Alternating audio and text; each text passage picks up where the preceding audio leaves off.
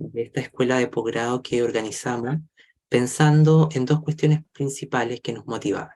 La primera era pensar la cuestión de los disensos, ¿ya? Pero entendida no como el simple hecho de estar en desacuerdo, sino aquellas cosas que se abren cuando uno pone entre signos de interrogación aquello que comienza a analizar. Y por otro lado, trabajar en torno a la cuestión de los modos de conocer la educación inclusiva, un campo, un espacio, una red de objetos que se habla mucho, pero de la que se comprende bastante poco y de la que es necesario entender su verdadera naturaleza. Para unificar los disensos y los modos de conocer, es que organizamos esta escuela de posgrado y la idea era justamente hacer un espacio íntimo, pequeño, en el cual pudiésemos darnos cita semanalmente para interiorizarnos en distintas aristas. Bueno, el día de hoy nos acompaña la doctora Marta Liliana Arciniega, quien yo creo que algunos que ya han estado en nuestras actividades la conocen, y quien el día de hoy nos va a presentar la conferencia Cómo entender la educación inclusiva en la contemporaneidad. Eh, a la inversa de cómo lo hacemos siempre, y en honor al tiempo, yo quisiera darle paso a Lili para que pudiera comenzar, y justamente al final de la conferencia vamos a dar paso a las preguntas, ¿ya? Y vamos a compartir el enlace de asistencia el día de hoy para que estén tranquilos y que puedan registrar. Así que Lili, muy bienvenida, gracias por estar acá y damos paso a la conferencia que inaugura la escuela de posgrado que se llama ¿Cómo entender la educación inclusiva en la contemporaneidad? Lili, querida, el espacio es todo tuyo. Bien, muy buenas tardes con todas, todos, todes. Para mí realmente es un honor poder estar en este espacio, poder colaborar desde hace algún tiempo con los objetivos comunes que se tienen con CELEI. Agradecerle a Aldo por las iniciativas constantes de poder generar precisamente estos procesos de reflexión que permiten el que podamos ir cambiando probablemente concepciones, ideas, formas de pensar, formas de conceptualizar en torno a la educación inclusiva, porque conforme pasa el tiempo, precisamente nos damos cuenta que lo que se necesita es que podamos seguir construyendo redes, uniendo esfuerzos, el que en diferentes partes del mundo y sobre todo en el sur global, en América Latina, podamos coincidir en algunos principios, ideas que nos permitan caminar juntos, pero también que nos permitan transformar lo que actualmente estamos haciendo en el contexto social, pero también en el contexto educativo.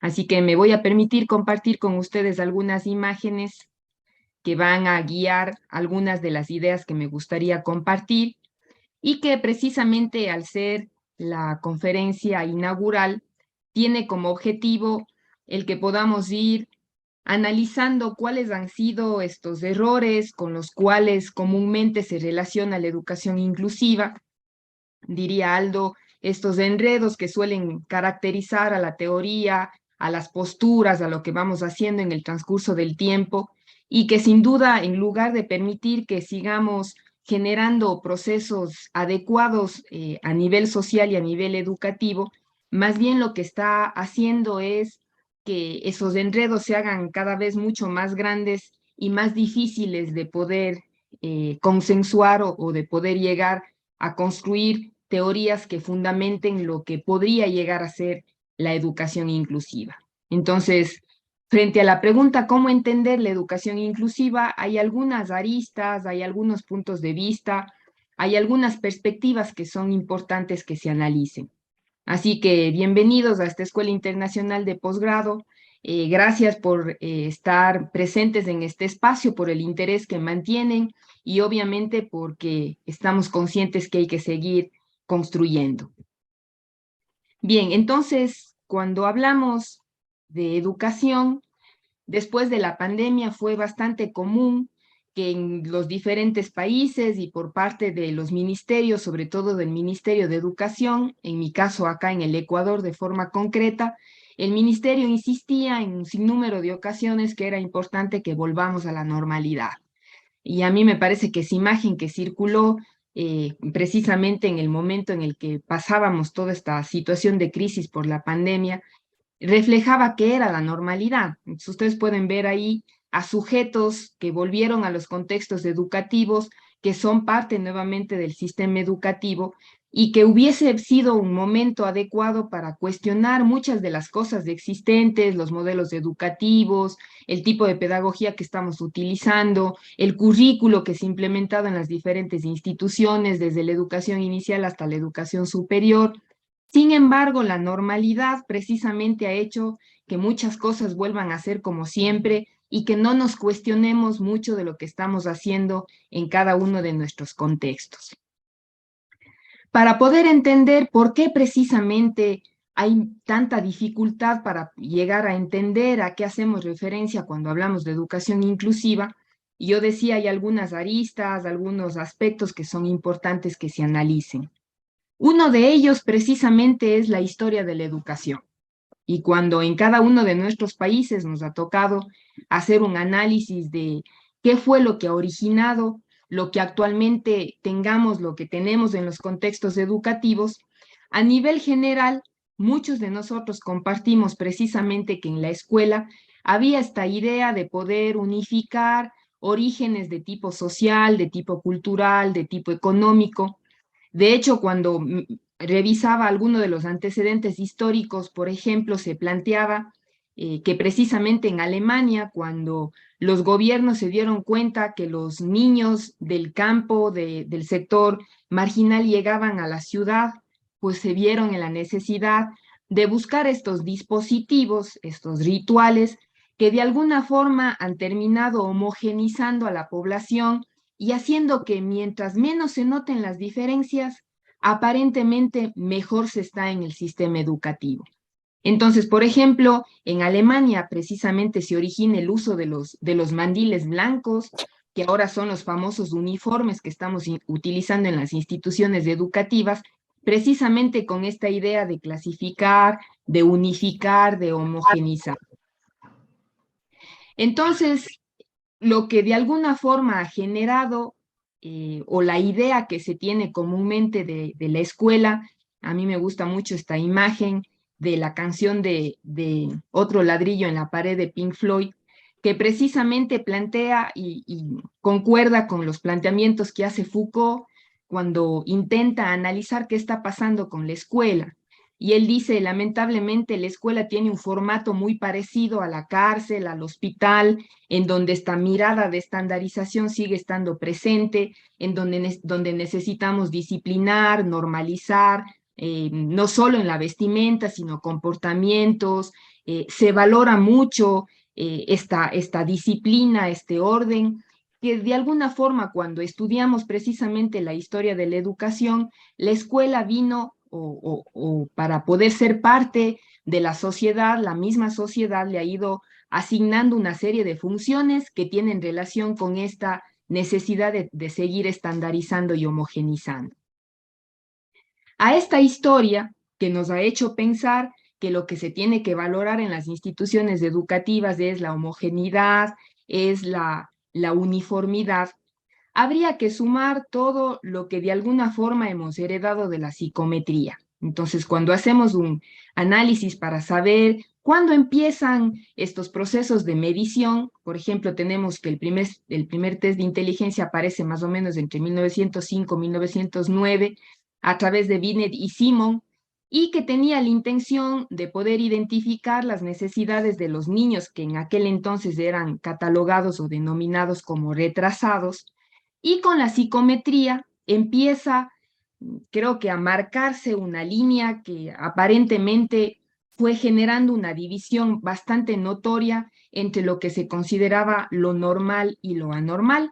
De hecho, todos aquellos sujetos, personas que de acuerdo a las mediciones cumplían con aptitudes o dentro de los diagnósticos cumplían con estos procesos de estandarización a nivel de desarrollo, a nivel de inteligencia, entonces se podría decir que eran sujetos que entraban o que superaban esta línea que establecía la normalidad. Pero obviamente todo lo que dista de esta línea de estandarización de esta línea de normalidad, pues es obvio que está o entra dentro del campo de la normalidad.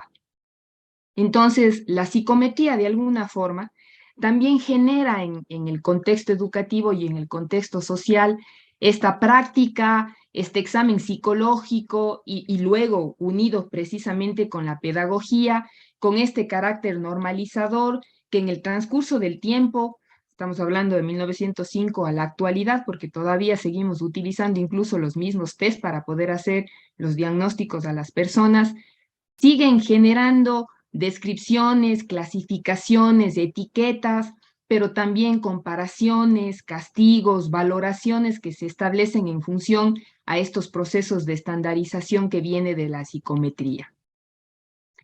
Entonces, la normalidad, que dicho sea de paso, está planteada que es una construcción social, y hay algunos autores como por ejemplo Rosato que dice que este papel que viene cumpliendo la normalidad lamentablemente viene generando una serie de repercusiones en las sociedades y en los contextos educativos, precisamente viene vinculada sobre todo cuando hablamos de diferencias, cuando hablamos de condiciones, se vincula sobre todo con la discapacidad. Entonces, aun cuando hablamos de discapacidad en los contextos en general, se relaciona con esta tragedia personal, muchas veces a la familia se le dice, vaya qué tristeza, qué pena por lo que están pasando cuando tienen un hijo con discapacidad, y esta vinculación sumamente fuerte con las deficiencias o incluso con este cuerpo que se aparta de lo normal, de lo estándar, de lo común, y precisamente frente a estas diferencias que empiezan a caracterizar a estas personas, la idea de que lo que se necesita es una intervención médica, una intervención psicológica, porque de la idea que partimos precisamente es que hay una enfermedad, hay una patología, y de hecho, cuando hablamos desde esta perspectiva social de estas personas diferentes o de las diferencias que están presentes en estos sujetos, se les exime de derechos. Las personas con discapacidad, aún en los contextos educativos en general, siguen siendo cuestionados en relación a cuáles son los derechos que deberían asignarse o que deberíamos que por su situación, su condición, su enfermedad y todas las connotaciones negativas que caracterizan a esta alteridad, pues precisamente es la que hace que se le exima de derechos, de responsabilidades e incluso, como diría Carlos Escliar, ha permitido que en el transcurso del tiempo lo único que hagamos es cambiar de nombres, es decir, utilizar eufemismos que aparentemente quieren cambiar una realidad, pero que siguen generando procesos de exclusión, de discriminación, de segregación. Entonces, por ejemplo, acá en el Ecuador, el mismo Ministerio de Educación insiste con mucha frecuencia en que es importante que ya no les llamemos, por ejemplo, discapacitados, sino sujetos con discapacidad o personas con discapacidad, o incluso se utiliza estos términos de capacidades especiales o capacidades diferentes, porque lo que se piensa es que suena más bonito, pero lo que no nos damos cuenta es que los procesos de exclusión y de discriminación siguen estando presentes. Entonces, esta idea precisamente de una escuela que valora la homogeneidad, la uniformidad, nos ha hecho pensar que existen sujetos que son iguales, como ustedes pueden ver en esta primera gráfica, en este primer dibujo. Sujetos totalmente iguales, que por lo tanto están en los contextos educativos, es lo que caracteriza, por ejemplo, acá se llama la escuela regular, ahí han estado comúnmente estas personas que aparentemente no tienen ninguna diferencia y que han sido enseñados con la misma metodología, de la misma forma, se ha pensado que tienen que seguir los mismos ritmos de aprendizaje. Y por otro lado están todos los diferentes, que sobre todo recae, insisto, en las personas que presentan algún tipo de discapacidad. Entonces, estos diferentes que, como decía, están vinculados con la normalidad, pero también con estos sujetos cuyas características siempre están pensadas en negativo, desde la enfermedad, desde la patología, y que en el transcurso del tiempo, cuando se hace un estudio de la educación especial, pasa desde la tragedia personal, desde modelos de asistencia, desde tener que ocultarles para que en los contextos, en las familias, nadie sepa que había esa persona con discapacidad, precisamente por el miedo que había por parte de la sociedad, y de ahí surgen todas las instituciones de educación especial, que incluso en un primer momento tenían que estar alejadas estas instituciones de la sociedad porque se tenía miedo de estas personas.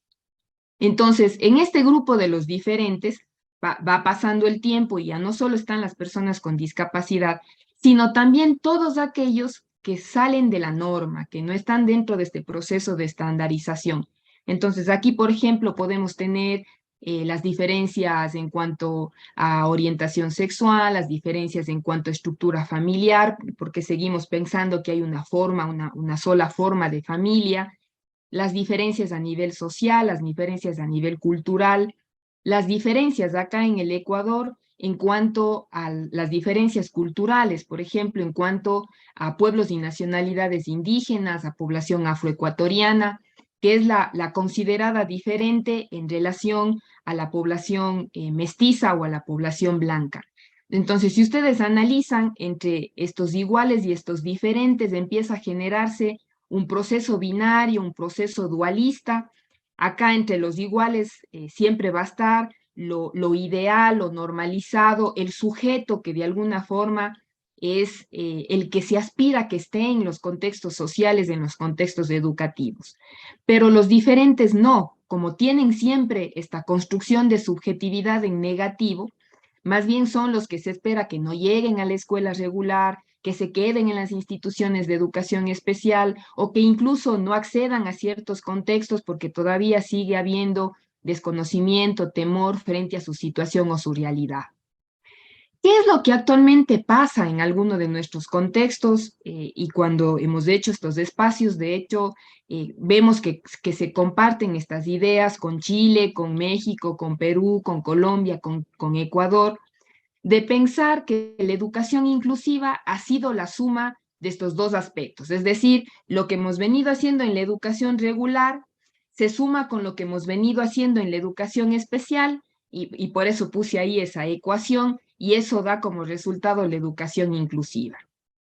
Y no nos hemos dado cuenta que precisamente cuando hablamos de educación especial, si ustedes revisan la bibliografía, la definición típica que se encuentra precisamente es que hace referencia a esta respuesta educativa que suele dividir al alumnado. Por un lado van a estar los iguales, los que de alguna forma han sido homogenizados o responden a este proceso de homogenización, y por otro lado van a estar los diferentes, que han sido los que comúnmente han estado en las escuelas de educación especial. Entonces, por el simple hecho de ser considerados diferentes, se plantea incluso que tienen que ser enseñados de forma diferente, que se requiere un personal diferente e incluso, si es posible, lugares diferentes en donde puedan acceder a procesos concretos de educación, porque al estar en la educación regular o al sumarse los iguales con los diferentes en un mismo contexto, que es lo que actualmente tenemos en las instituciones educativas, se ha pensado que eso simplemente es ya la educación inclusiva. Entonces, los errores que se originan o estas reducciones, me parece que más que errores podríamos decir que son unas reducciones epistémicas, unas reducciones en cuanto a cómo deberíamos entender la educación inclusiva, nos ha llevado a pensar que, por ejemplo, la presencia de la persona con discapacidad, o acá de acuerdo a la Ley Orgánica de Educación, son las personas con necesidades educativas especiales que están asociadas o no a la discapacidad. Si ellas están presentes, estas personas, en las instituciones educativas, pues pensamos que ya la institución es una institución inclusiva. O, por ejemplo, cuando tenemos a población o a personas de pueblos y nacionalidades indígenas que son parte de los contextos educativos, pensamos que ya con eso la escuela puede ser o puede ser llamada escuela intercultural. O incluso que si ponemos rampa, señalética, o por ejemplo, cuando hacemos la semana intercultural o la semana de sensibilización frente a alguna condición, pensamos que eso ya es inclusión o que es una escuela innovadora. Entonces, Hoy como que mucho de lo que venimos haciendo es inclusivo. Entonces acá, por ejemplo, como que se puso de moda el que todo sea inclusivo. Se habla de currículo inclusivo, metodología inclusiva, profesor inclusivo, aula inclusiva, estrategia inclusiva. Incluso el hecho de pensar que el lugar, el simple hecho de que tengamos un lugar que sea accesible a nivel físico, termina siendo un lugar inclusivo. O que si, por ejemplo, el profesor acoge a la persona con discapacidad en el aula, pensamos que ya es un profesor inclusivo. O si, por ejemplo, en el contexto ecuatoriano utilizamos adaptaciones curriculares o actualmente hay una confusión de pensar que da lo mismo adaptación curricular que diseño universal de aprendizaje y que si es que utilizamos esas metodologías, pues entonces ya es una metodología inclusiva. Es decir, se llega a pensar que la inclusión está en la persona, está en el lugar, está en la metodología, está en el aula. Esto lo que lamentablemente ha generado es que primero que sigamos pensando que precisamente la normalidad tiene que estar presente en la sociedad y me parece que eso ha generado más bien que naturalicemos o normalicemos la idea de que el déficit es parte o está en la connotación de un ser humano, o por ejemplo que normalicemos que está bien clasificar a las personas, entonces cuando en las instituciones de educación en general, insisto, desde acá en el contexto ecuatoriano, desde la educación inicial, hasta la educación superior, se hacen diagnósticos para poder determinar quién tiene o no una necesidad educativa, estamos generando procesos de clasificación y de alguna forma termina siendo una clasificación arbitraria. Por ejemplo, la inclusión ya no solo se relaciona con la persona con discapacidad, también con los pueblos y nacionalidades, también con los grupos llamados minoritarios, con los grupos vulnerables. Entonces, la idea de pensar que si todos estos grupos o todas estas personas que pertenecen a estos grupos, que antes estaban fuera de las instituciones educativas y que a través de la política internacional ahora están dentro de las instituciones educativas, también hay la idea de pensar que eso ya es educación inclusiva. Y lo que también se cuestiona es que estas clasificaciones son arbitrarias. ¿Quién dijo, por ejemplo, que pueblos y nacionalidades son grupos vulnerables? ¿Quién dijo? ¿Quién les puso dentro de los grupos vulnerables? ¿Quién nos puso a las mujeres, a los pobres, a los niños, a los migrantes, a la población marginal? Es una clasificación arbitraria que cuando uno investiga, bueno, ¿y de dónde sale todo esto? Precisamente son grupos vulnerables porque económicamente no aportan de la misma forma o de la misma manera que lo haría quien no está o quien no es parte de este grupo. Entonces, han habido ciertas formas de construir estos términos que también desde la educación inclusiva es importante que se retomen, que se analicen, que se, de alguna forma, que se pongan sobre la mesa para que podamos reflexionar cómo hemos venido construyendo estas alteridades. Es decir, cuando hablamos de un otro que tiene una discapacidad, ¿cómo ha sido construida su alteridad? Cuando hablamos de un otro que pertenece a pueblo o nacionalidad, ¿cómo ha sido construida su alteridad? Cuando hablamos, por ejemplo, de personas en situación de pobreza, o acá en el caso del Ecuador, tenemos a la población venezolana que está comúnmente aún en la calle, precisamente porque seguimos con procesos migratorios fuertes, o cuando del Ecuador siguen yéndose los compatriotas a otros países como Estados Unidos precisamente por situaciones económicas. ¿Cómo es o cuál es cómo hemos construido esta alteridad de estas personas que por situaciones varias han tenido que migrar a otros países? ¿Cuál es la idea que tenemos de estos otros? ¿O por qué les hemos ido constituyendo como estos grupos vulnerables? Entonces, como ustedes ven en este gráfico, Jimeno Sacristán, cuando él intenta explicar cómo debería ser el currículo, cuando todo esto se ve reflejado en lo que estamos haciendo en la educación, él suele decir que él dice es como si es que analizáramos a través de un iceberg. Cuando ustedes ven al iceberg se ve una punta fuera del agua, pero hay algo mucho más profundo, mucho más grande al interior, algo que no se puede ver. Eso que no podemos ver son las concepciones, son las ideas, son las formas de pensar. Generalmente esas concepciones, y lo digo porque hemos venido haciendo algunos procesos de investigación al respecto, esas concepciones vinculan a estas personas que son consideradas diferentes con la normalidad, con la enfermedad, con la deficiencia, con la patología. Entonces, lo que dice Sacristán es, hay una unión entre estas concepciones que tenemos de la otredad, de la alteridad, con la práctica que se viene generando en el contexto educativo.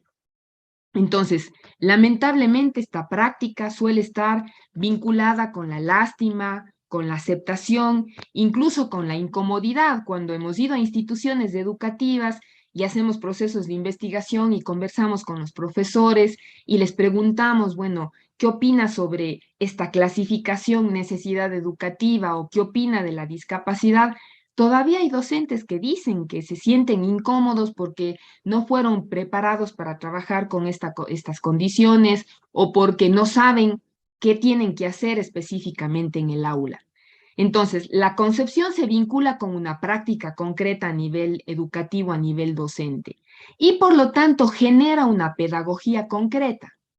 Esa pedagogía sigue estando vinculada con la idea de curación, de salvación, de remediación, incluso de intervención, ya no solo en los contextos psicológicos, en los contextos en los que, por ejemplo, no estoy diciendo que eso esté mal, pero cuando en un contexto psicoeducativo o psicológico va un niño para que se haga una evaluación y eso permita saber cómo se tiene que trabajar con el niño, es lo adecuado, está bien. Pero esto hoy en día se ha vuelto parte de lo que venimos haciendo en educación. Entonces, es como si el educador se hubiera olvidado de su impronta, perdió su idea, perdió su visión de educador.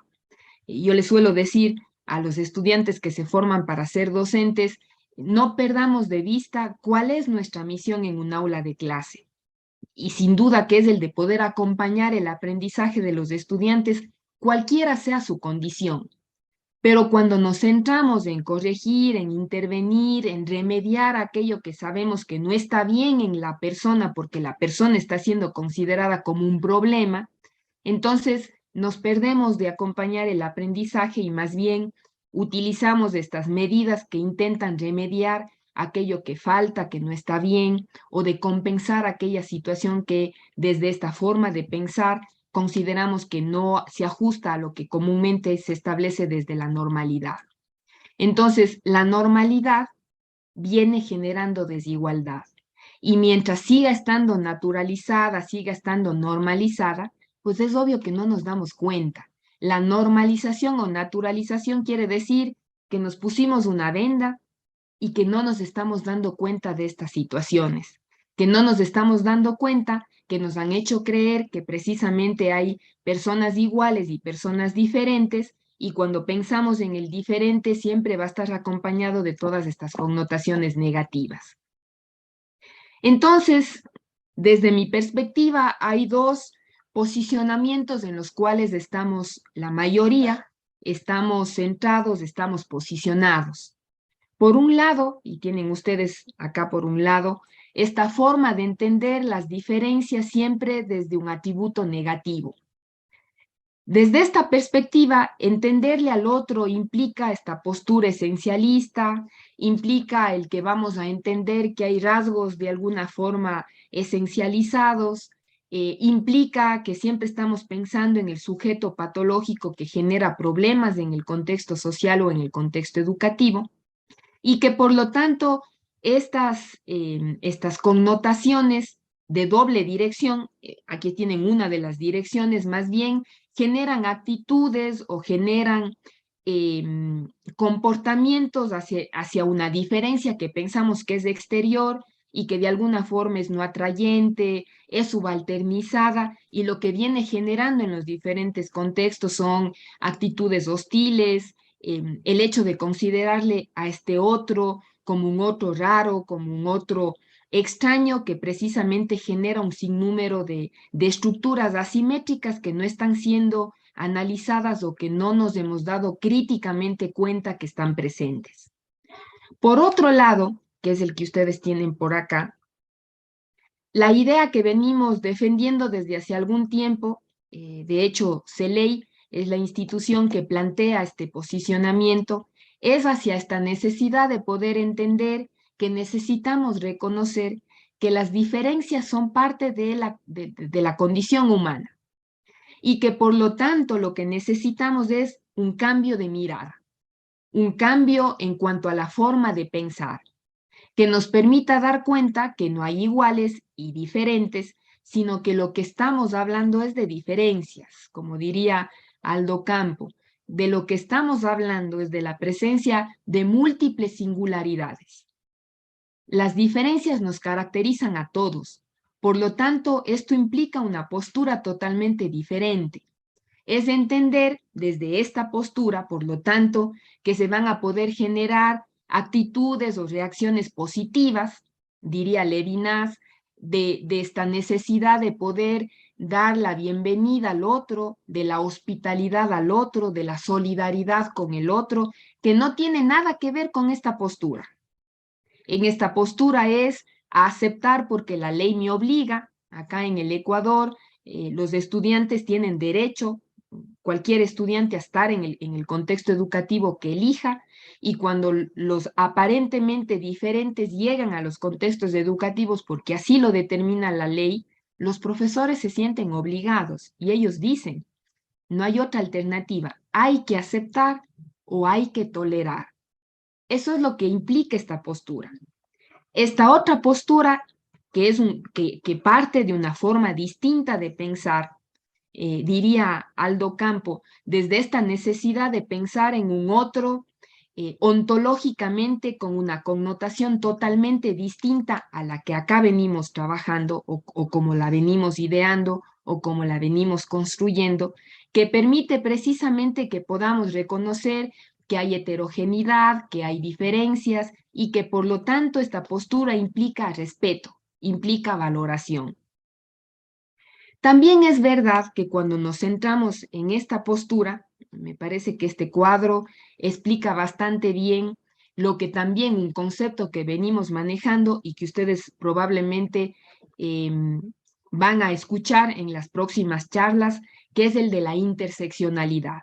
Es decir, diría Hunter Dietz, en lugar de que estos rasgos que nos hacen diferentes y que pueden ser rasgos sociales, rasgos culturales, rasgos en cuanto al lenguaje que suele ser diferente, rasgos en cuanto a lo familiar, rasgos en cuanto a una serie de situaciones que pueden estar presentes y que nos hacen diferentes unos a otros, en lugar de convertirse en una fuente que permita valorarnos entre seres humanos y vivir o convivir entre estas diferencias, más bien estos rasgos terminan generando discriminación, terminan convirtiéndose en fuentes de discriminación.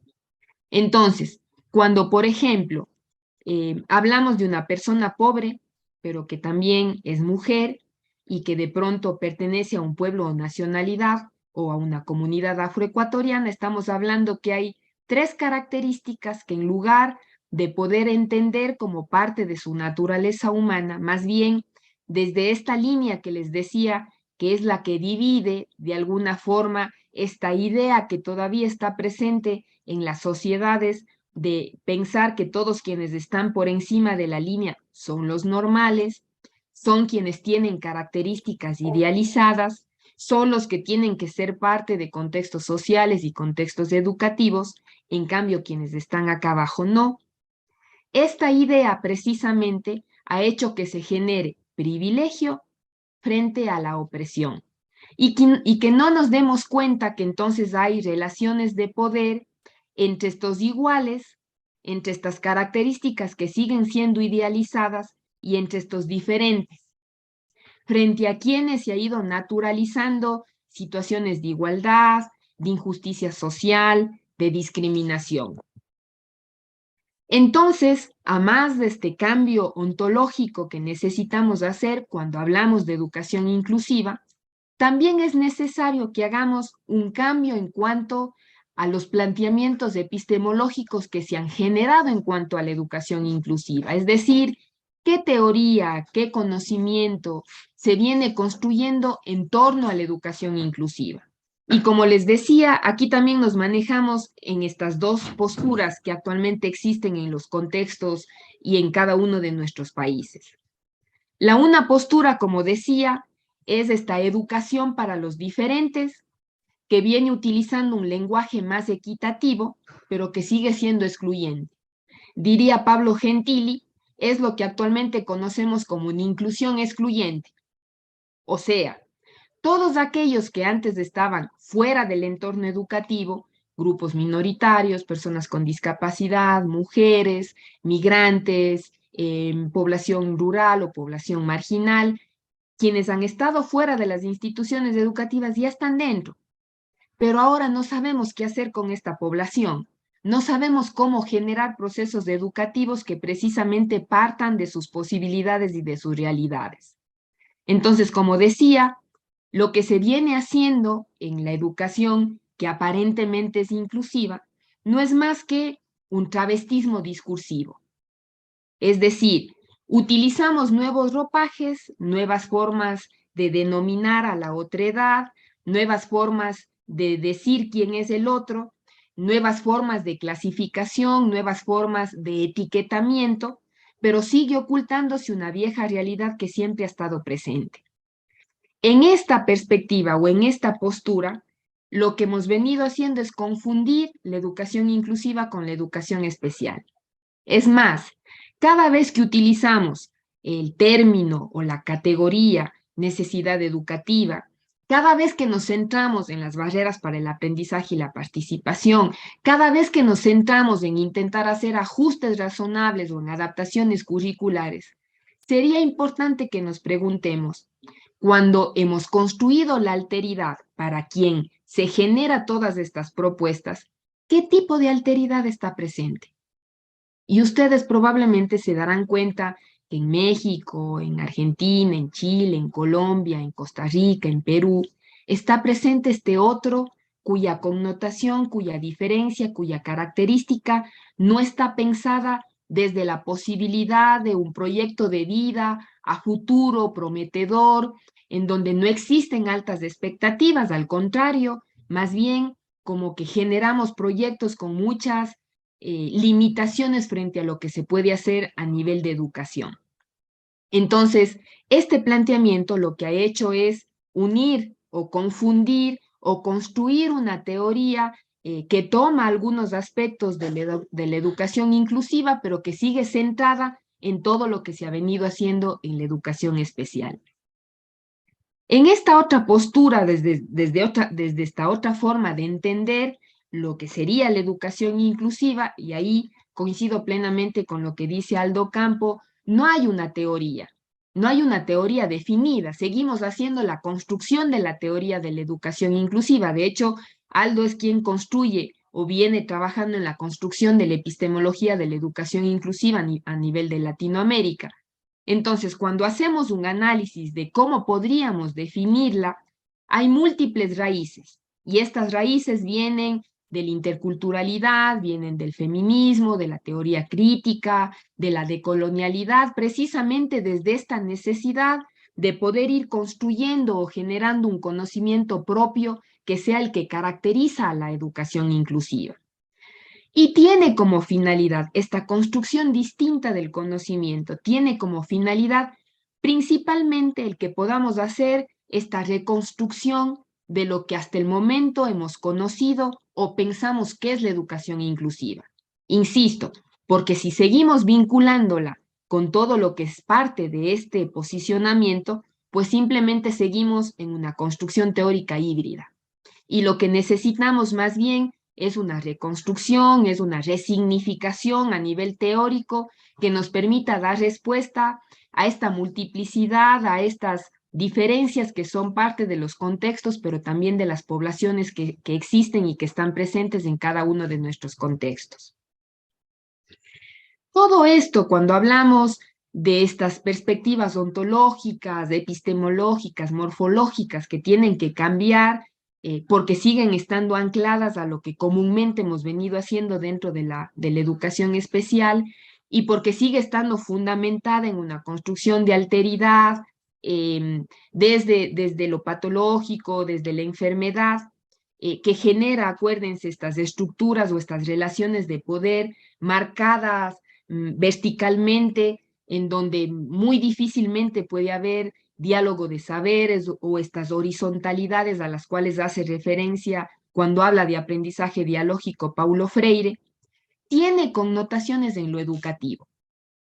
Entonces, si quisiéramos decir, bueno, entonces vayamos ahora sí definiendo, concluyendo, estableciendo cómo tendríamos que entender la educación inclusiva. Si no es todo lo que acabo de decir, entonces, ¿qué sí es la educación inclusiva?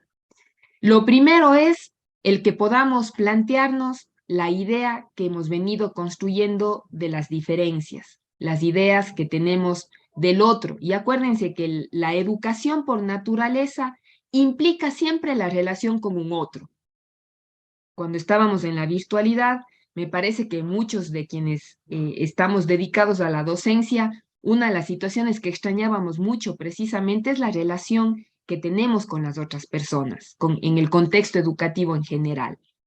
Entonces, para poder entender si esta relación, si esta forma de pensar que tengo del otro, parte de un principio, dice Carlos Escliar, en una relación, no es que tenemos que llegar a un principio de igualdad. La igualdad tiene que ser el punto de partida, es decir, el pensarle al otro como un igual, no como un diferente. Ese es el punto de partida.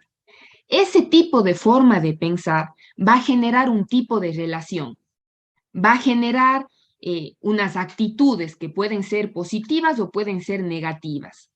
Va a generar un tipo de relación que va a establecer una relación de poder vertical, de autoridad, de querer salvar, de querer auxiliar, de generar terapias, de generar ayudas, de generar una serie de situaciones que parten de procesos de intervención, o al contrario, va a generar este respeto, esta posibilidad de acompañar aprendizajes. Y también a mí me gusta mucho cuando en alguna ocasión le preguntan a Carlos Escliar en Argentina y cuando se habla de acompañar, ¿a qué se refiere? Y dice Escliar, no es estar adelante, ni es estar atrás, es estar junto a la persona con quien queremos generar estos procesos de aprendizaje. Entonces, una vez que cambia lo que ontológicamente pensamos del otro, lo que epistemológicamente hemos venido pensando o las teorías que hemos venido construyendo en torno a la educación, ahí se van a generar cambios a nivel metodológico, que es lo que ustedes tienen en esta diapositiva. Es decir, no es que existen sujetos que aprenden o sujetos diferentes a los que hay que enseñar de forma diferente, que es el principio del cual parte la educación especial. Al contrario, hay personas que en función a sus multiplicidades o a sus singularidades, todos aprenden de manera diferente. Entonces, el desafío que tenemos también es a nivel educativo. Si ustedes se dan cuenta, el primer cambio es más filosófico, si ustedes quieren, sociológico, y las implicaciones en este sentido se ven reflejadas en lo que venimos haciendo en el aula, en las instituciones, en lo metodológico, en el ambiente educativo y en todo lo que implica el currículo y lo que implica el contexto educativo en general. Entonces, la idea sería, si es que nosotros partimos de que existen múltiples singularidades en el aula y que obviamente lo que caracteriza al grupo son las diferencias, porque todos somos diferentes, la idea sería que también cambie lo que estamos haciendo en el contexto educativo, porque como que ahí también se genera una contraposición. Decimos que valoramos la diversidad en el aula, pero seguimos utilizando una misma metodología para enseñar a todos. Decimos que estamos conscientes que existen aulas heterogéneas, como lo plantea Anijovic, pero seguimos utilizando una misma forma de evaluar a todos. Entonces, si ustedes se dan cuenta, como que nos estamos contradiciendo en las formas de pensar y lo que estamos haciendo en el aula.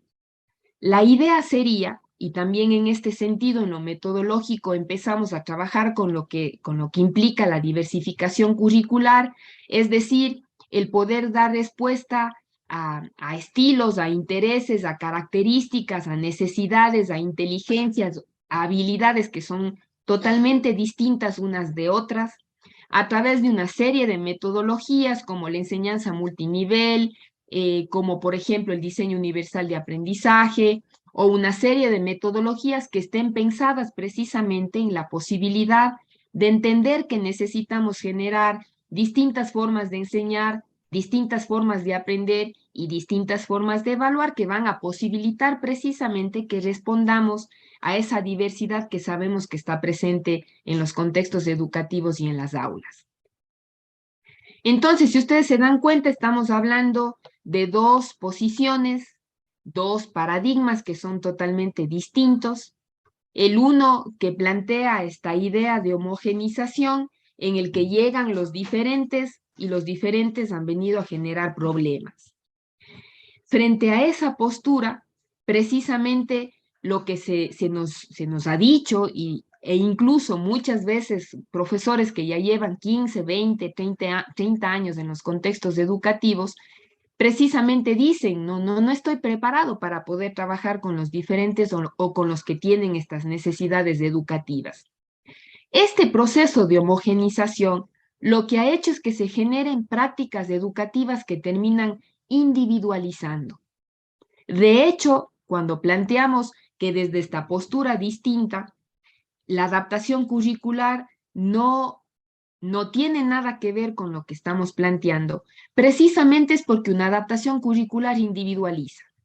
Por ejemplo, acá en el contexto ecuatoriano, si hay 25 estudiantes sin necesidades educativas y 2 con necesidades educativas asociadas o no a la discapacidad, para los 25 hay que hacer una planificación y para los 2 hay que hacer adaptaciones curriculares. Entonces, con los 2 individualiza los procesos porque hay que enseñarles a los 2 de forma distinta. Este tipo de paradigma termina haciendo entender que la docencia no es más que un trabajo técnico, que no es más que el hecho de tener que elaborar formatos o llenar formatos y cumplir con una acción mecánica, técnica, instrumental, que tiene que seguir pasos. Incluso lo que se ha generado desde esta postura es un sinnúmero de modelos de atención.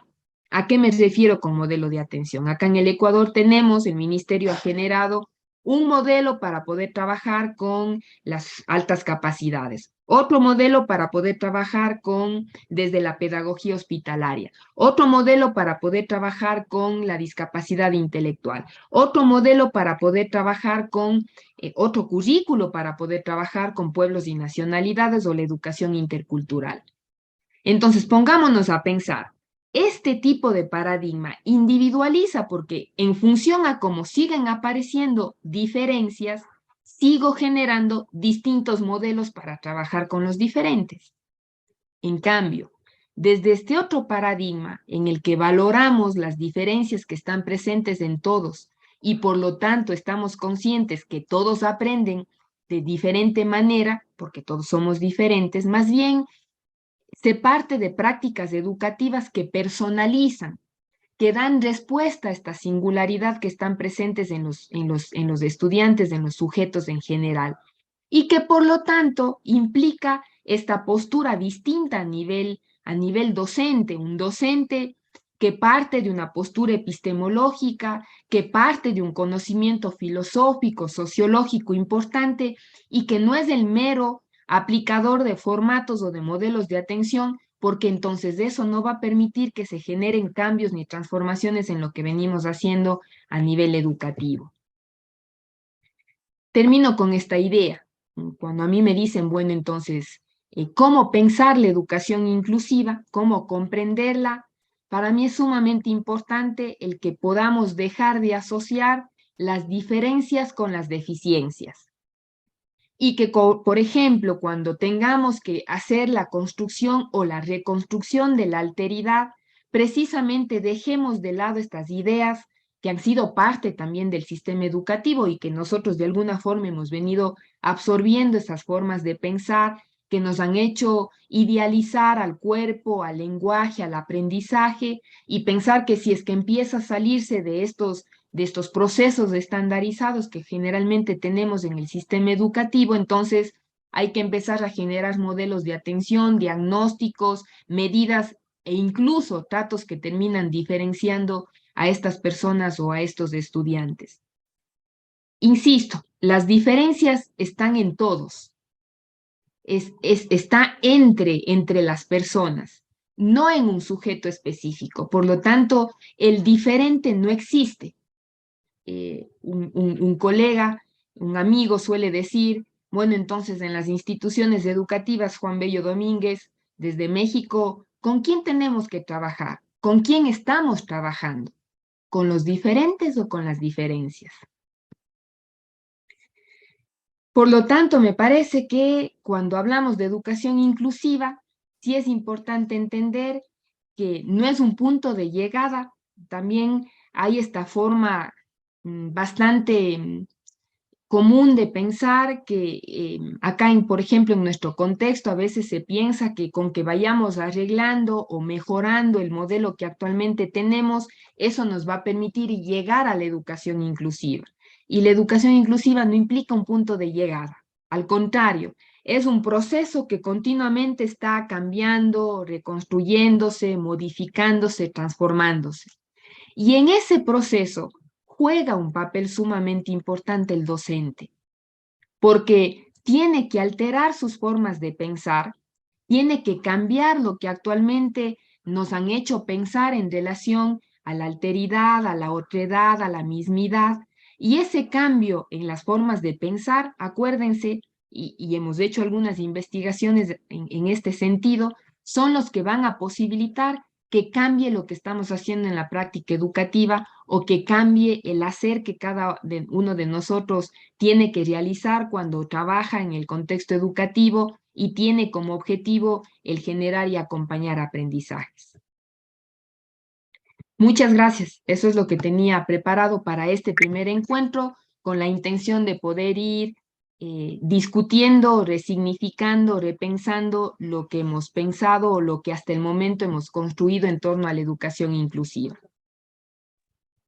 Bueno, Lili, muchísimas gracias por tu presentación, que sin duda tiene un foco muy fuerte en analizar los procesos de diferenciación, diferencialismo social, cultural, de la que va a consagrar lo que llamamos el problema ontológico de los grupos sociales o la idea de pensar las diferencias en negativo y siempre subordinada a la identidad con una carga en negativo, ¿no?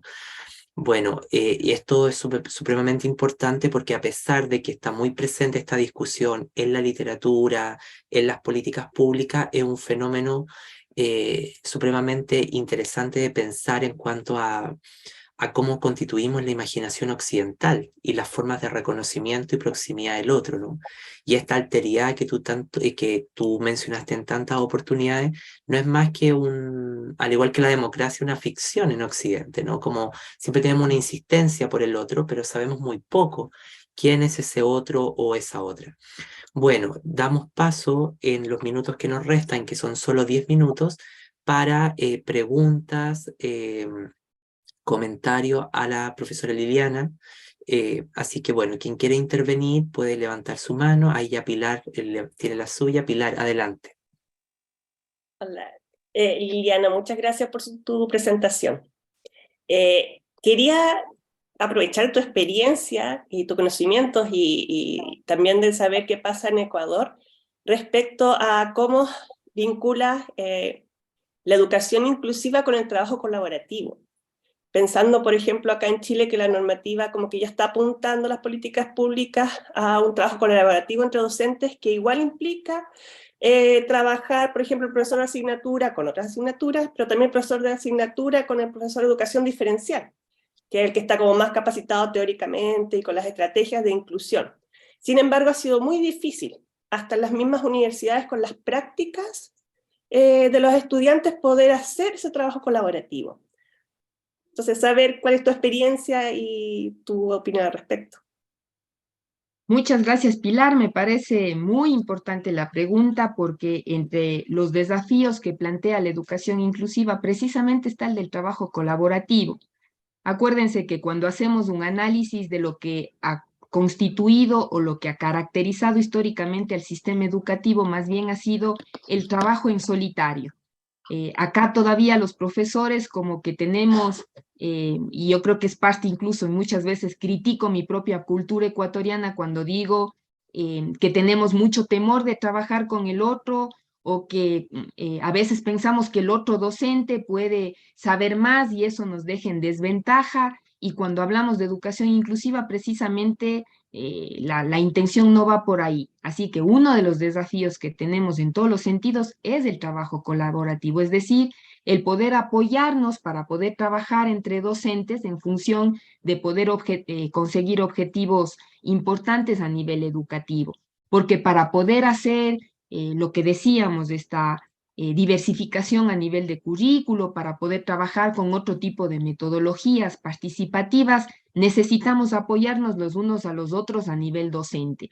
Además, recordar que ya no estamos en el momento de trabajar por disciplinas. Si únicamente tuviéramos la oportunidad de revisar lo que dice Edgar Morán, acuérdense que la complejidad es algo que caracteriza a la forma de pensar y también a la forma de entender el conocimiento. Entonces, cuando varios profesores unimos nuestros esfuerzos para poder trabajar a nivel colaborativo, también estamos posibilitando la interdisciplinaridad que hoy en día es sumamente importante en los contextos educativos. Y por otro lado, también muchas veces cuando compartimos estos espacios con Aldo, suele salir esta idea de que estamos desvalorizando lo que se hace en la educación especial. Y no va tampoco por ahí el planteamiento que venimos haciendo desde lo que establece la educación inclusiva. Al contrario, bueno, soy educadora especial, me formé en el contexto de la educación especial, en Chile la educación diferencial. Por lo tanto, coincido con Pilar, tenemos la formación como para poder orientar precisamente en este ejercicio colaborativo qué podemos hacer cuando en el aula de clase hay un niño o un estudiante con autismo y orientar para que la estrategia pueda beneficiar a todo el grupo, pero sin dejar de considerar los apoyos o las necesidades que requieren los estudiantes con discapacidad. Entonces, Pilar, acá también estamos iniciando esos procesos. No son nada sencillos porque históricamente llevamos años, cientos de años trabajando de forma solitaria. Así que más bien no va a ser fácil, pero también implica que estos procesos nos tomen tiempo. Así que creo que vamos por buen camino en ese sentido. Bueno, gracias Lili. Bueno, yo creo que la pregunta de Pilar iba un poco a cómo resolver esto en la gramática escolar. Pero pensando que Ecuador muchas veces como que toma mucho a Chile de referencia, lo que hemos hablado en otras ocasiones, ¿no? En el caso de la pedagogía hospitalaria, porque acá pasa mucho que se toman como decretos ministeriales y eso norma la formación docente, pero eso es bastante conduce a la precarización porque la gente trabaja sobre una norma que hay que cumplir, forma a los profesores, pero al momento de hacer esto que ella planteaba, como que no se entiende bien en el sistema escolar qué es lo que tendría que hacer la educadora especial y el profesor regular. Entonces hay una tensión permanente que el sistema educativo, por más que hace un esfuerzo, no termina por comprender. Pero ahí hay una cosa más profunda a la base. Bueno, vamos con Laura y luego con Stephanie. Laura Rodríguez, te escuchamos. Bueno, buenas noches para todos. Mi pregunta va encaminada a los ajustes curriculares. En Colombia se trabaja el decreto 1421 que da lugar al Plan Individual de Ajustes Razonables. Este Plan Individual de Ajustes Razonables trabaja un cuadro de ajustes razonables para los estudiantes con discapacidad. Me impresionaba mucho lo que decías sobre el ajuste curricular individualiza y diferencia, porque resalta que cada estudiante aprende de una manera diferente. Entonces, mi pregunta es, cuál alternativa se puede hacer para ese cuadro de ajustes razonables que tenemos en Colombia y no marcar esa diferencia de que el estudiante que tiene este cuadro necesita unos ajustes, unas adaptaciones porque aprende de manera diferente.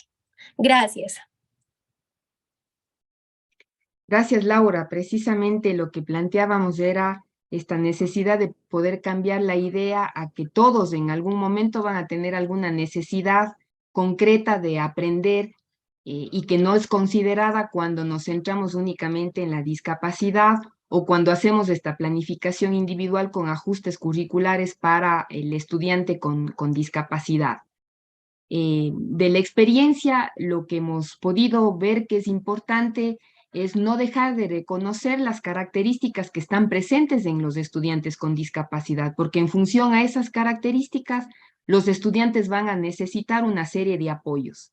Entonces, no perder de vista que no es que tampoco vamos a dejar de lado las necesidades o los apoyos que requieren cuando un estudiante presenta algún tipo de discapacidad, pero el que podamos ir respondiendo a las necesidades y características de todos. Entonces, una vez que establecemos los apoyos que van a requerir precisamente desde la educación especial o desde la educación diferencial, estos estudiantes pensar en la necesidad de poder ir, por ejemplo, Colicot dice esta necesidad de poder ir planteando esta enseñanza multinivel, o lo que también plantea Ann Tomlinson. Ella dice, sería importante que vayamos haciendo una especie de gradación o de graduación. Yo suelo decir, es como cuando tenemos estas televisiones o equipos de música antiguos que no eran digitales, sino teníamos que alzar o bajar el volumen con una perillita. Entonces, ir buscando en el caso de los estudiantes cómo vamos haciendo estas gradaciones en función a sus capacidades, a sus niveles cognitivos, a los contenidos incluso, y cómo vamos ajustando cada uno de los elementos curriculares a las necesidades que existe en el conjunto.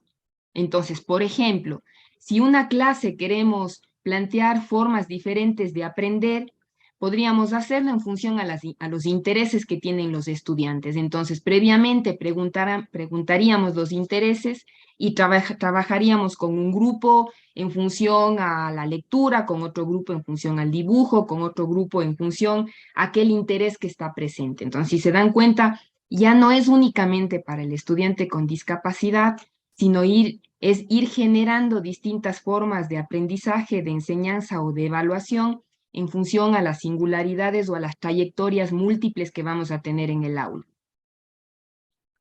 Muchas gracias, Lili.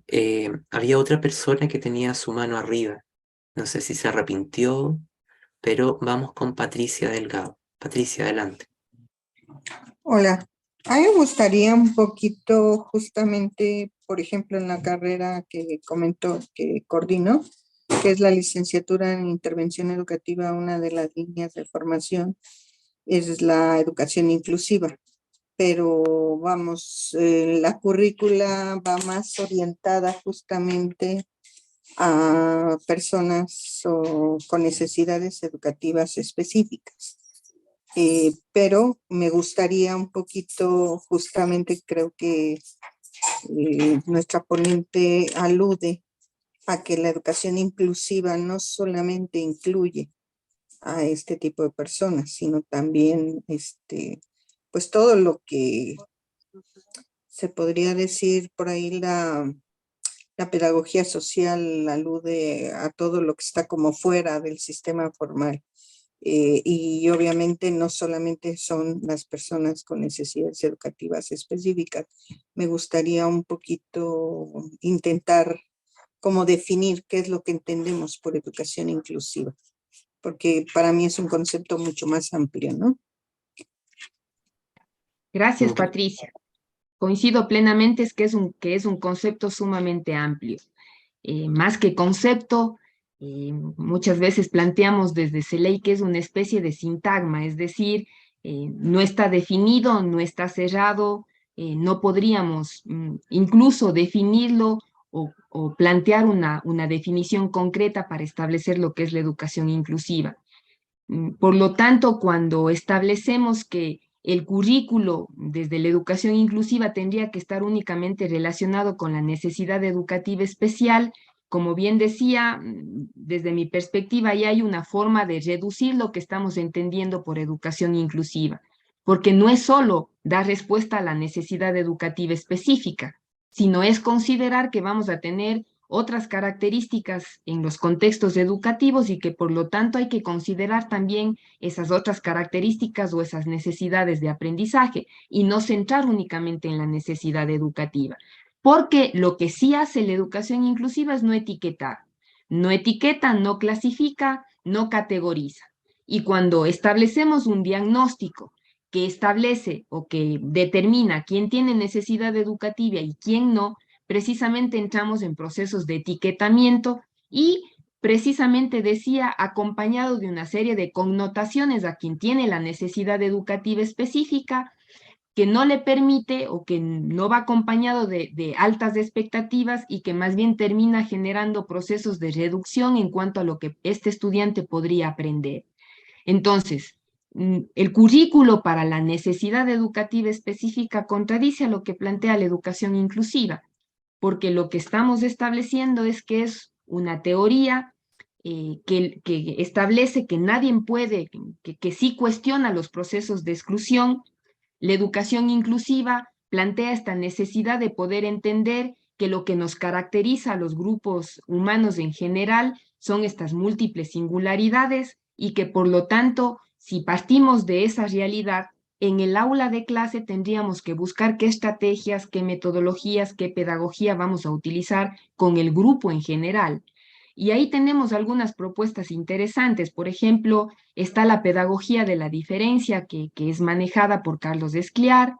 Hay algunos autores que también plantean la pedagogía de la convivencia, es decir, el que podamos entender que cada vez que hacemos grupitos o que dividimos y clasificamos a los estudiantes, lo que estamos generando es procesos de coexistencia y no de convivencia. Por lo tanto, es necesario que intentemos reconocer, valorar las diferencias que están presentes en todo el grupo y a partir de ahí entender qué tipo de planteamientos o de cambios vamos a ir haciendo en el currículo para poder responder a esas necesidades que van a estar presentes en todo el grupo sin etiquetar y sin hacer estos diagnósticos de la necesidad educativa específica. Súper, muchas gracias, Lili. Gracias y felicidades, perdón. No, adelante, Patricia. Gracias.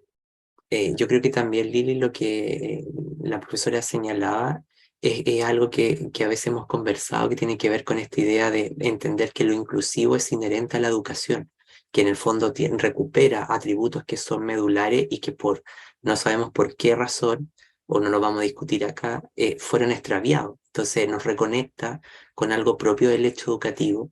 Y por eso que es importante hacer frente a la banalización de la educación inclusiva. Hoy día se habla mucho, hay mucha formación, muchos seminarios, espacios, pero están girando en ese círculo de reproducción de lo mismo, pensando en lo que tú hablabas, ¿no? En espacios de dualismo, en espacios de asimilación.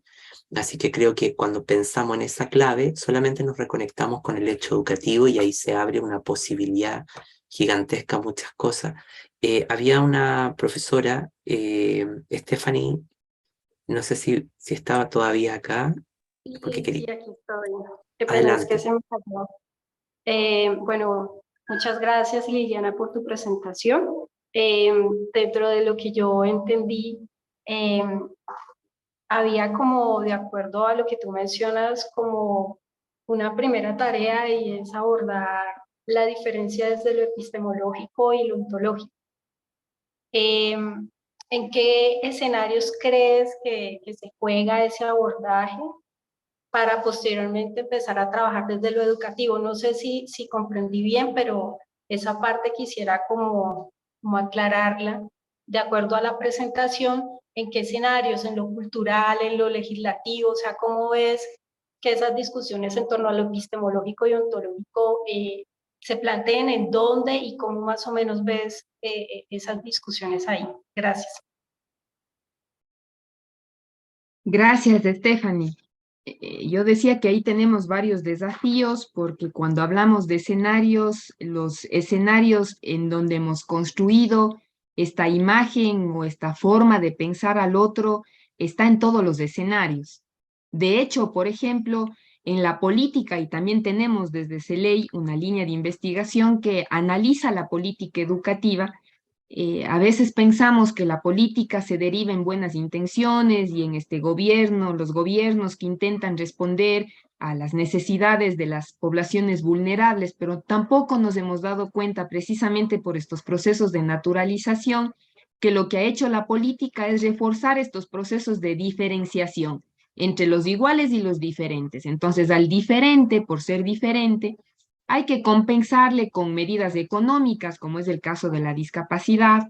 Al diferente, por ser diferente, hay que diferenciarle utilizando un currículo diferente, de ahí la adaptación curricular o los ajustes razonables. Entonces, en la política están presentes estos abordajes ontológicos que necesitan ser cuestionados de forma crítica. En lo social y en lo cultural también, porque, por ejemplo, cuando nos reunimos con instituciones o con padres, precisamente en los padres está presente esta idea de mi hijo es diferente y frente a lo diferente, ¿qué respuesta me va a dar el sistema educativo, el sistema social? Entonces, me parece que este abordaje debería estar, o este cuestionamiento frente a lo que venimos haciendo en cuanto a cómo hemos construido el conocimiento y en cuanto a cómo hemos construido esta idea del otro en muchísimos escenarios, en la vida diaria, en el día a día, en el contexto social, en el contexto cultural, en el contexto político, en una serie de situaciones que obviamente para que podamos generar estas otras posturas necesitan ser redefinidas o reconceptualizadas. Entonces, por eso suelo decir, hay un trabajo fuerte que necesitamos hacer a nivel social y esas serían las implicaciones que se tendrían también a nivel educativo. Súper, muchísimas gracias, Lidiana. Y vamos a cerrar con Kerly, que tiene la mano arriba. Kerly, adelante. Hola, buenas tardes. Primero me presento brevemente. Yo me encuentro cursando el último semestre de trabajo social y pues en mi trabajo de grado trabajamos precisamente con estudiantes sordos. Y con esa comparación del modelo pedagógico de educación inclusiva que se habla tanto, pero que en realidad pues a la hora de uno ver las acciones que llevan a cabo, pues la verdad es totalmente difícil y poco incluyente. Entonces, si para los que son clasificados o catalogados como normales, o los estudiantes normales o el común, el grupo común, es difícil, ¿cierto? Ahorita, pues imaginémonos con una condición o con una situación como la de la sordera. Entonces, lo que decía una estudiante de un programa de formación complementaria, es decir, que está estudiando para salir como docente, dice, es que no logro hacer a través de su intérprete, ¿no? No logro a hartos docentes que yo aprendo de manera visual, que yo aprendo de una manera diferente y que por favor me evalúe de una forma diferente. No le estoy pidiendo que deje de evaluarme, sino que me evalúe de forma diferente. Entonces, ¿cómo hacer uno para poder sensibilizar y poderle hacer entender a ese docente que lleva 30, 35 años enseñando de la misma manera, que estos estudiantes, que está frente a un estudiante que necesita ser evaluada, que necesita ser capacitada de una forma diferente? Entonces, mientras eso pasa con una institución de educación regular, ¿sí? Entonces, pues hay muchos problemas de infraestructura. Entonces, estos estudiantes aquí en Florencia, Caquetá, en Colombia, se encuentran, digamos que, estigmatizados y pues en una institución solo para estudiantes con condiciones especiales, les dicen acá. Pero porque en una institución de educación regular, si no hay un cierto número de estudiantes, no le envían los recursos, es decir, no le destinan ni los docentes, ni los intérpretes, ni los, sí, nada de eso. Entonces, la institución, en este caso, junto a la estudiante, tuvo que hacerse cargo de pagar su propio intérprete, ¿sí? Para que esa estudiante no fuera excluida de la educación, de su formación. Entonces, aquí, por ejemplo, en mi ciudad, yo me doy cuenta que, y es muy triste, que la educación inclusiva solo se ve y es un lujo para las personas que tienen los recursos económicos. Es decir, que solo lo vamos a encontrar en los colegios y en las instituciones privadas. Entonces, mientras eso sea un acceso, un lujo de unos pocos, pues la verdad va a seguir siendo bastante complicado que logremos arrancar desde allí, ¿sí? Y que no sea la meta, como dice la profe Liliana. Muchas gracias. Gracias, Kerly. Coincido plenamente que los pendientes en el campo de la discapacidad me parece que son los más fuertes para todos, precisamente porque frente a esa alteridad es frente a quienes las posturas de anormalidad, de abyección, de enfermedad, de patología están mucho más presentes y por lo tanto estas ideas de los profesores de que son estudiantes que deberían estar en un contexto especial porque en un contexto regular no van a aprender. Tengo la experiencia de cuando estuvimos trabajando en una institución de educación especial, los profesores que ya llevaban años trabajando ahí les decían a los estudiantes que iban a hacer prácticas educativas, ellos les decían, ya no hagan ningún cambio porque estos chicos no van a aprender. Entonces sí, coincido plenamente con lo que decía Kerly, que mientras más años de experiencia, 35 años de experiencia, va a resultar mucho más difícil que se genere estos cambios en cuanto a formas de pensar, porque ya hay creencias, hay, dirían desde la escuela argentina, estos hábitos que se han creado y que vienen siendo parte del día a día. Por lo tanto, cómo hacer que esta persona se dé cuenta epistemológicamente, mientras más años, más difícil es que este cambio se pueda generar. Sin embargo, también es importante que tomemos en cuenta lo que decía hace un momento, que las personas con discapacidad, no solo ellos todos, pero también quien presenta una discapacidad, necesitan conocerse las características para saber cómo van a aprender. Y ahí, por ejemplo, cuando hablamos de personas sordas, sabemos que las estructuras lingüísticas que ellos van generando para poder comprender el entorno de la oralidad es totalmente distinto. Por lo tanto, no solo ellos tienen esta forma de aprender diferente, sino todos. Y de ahí la necesidad de que morfosintácticamente podamos ir haciendo o generando los apoyos para que estos estudiantes puedan aprender. Pero me parece que es importante el que podamos ir generando en el entorno educativo esto que decíamos, de que cada vez existan más personas que podamos pensar en que estos cambios sí se puedan dar, independientemente de las personas que probablemente están finalizando sus procesos de práctica docente, en quienes va a ser mucho más difícil que esos procesos se generen. Gracias, Lili. Bueno, como estamos en el tiempo, no sé, Lili, si tenemos 2 minutos para las dos personas que tienen las manos arriba y cerraríamos con Natalia, ¿ya? Pero tendría que ser corta y precisa las preguntas porque ya estamos en el tiempo. De acuerdo. Adelante, profesora. Muy buenas tardes para todos. Me presento, mi nombre es Natalia Martínez. Disculpa, Natalia, esto estaba al final, estaba la profesora Silene antes que tú. Ay, perdón, Gracias. perdón. Gracias, Silene. No se preocupe, Natalia. No, yo era en respuesta, no era una consulta, sino en respuesta a lo de Kerly, ¿verdad? Teniendo presente que solo si hay 3 o solo si hay 4 o decía ella, pues, personas con discapacidad o más bien si solo si tenían algún tipo de dinero para que pudiera pagarse eso. Yo digo que nos ubica, ¿verdad? En un paradigma de la discapacidad, como de la prescindencia, ¿verdad? Nosotros podemos prescindir de esas personas con discapacidad porque no tienen dinero, no nos interesan aquí, ¿verdad? No nos interesa formarlas, no nos interesa que vivan este proceso de enseñanza-aprendizaje y además de relaciones interpersonales con sus iguales.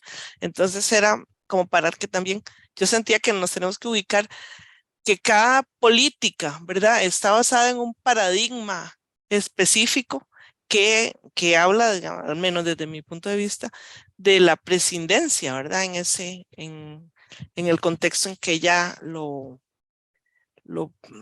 planteaba. Muchas gracias, Silene. No sé, Lili, si tú quieres aportar algo o vamos con Natalia.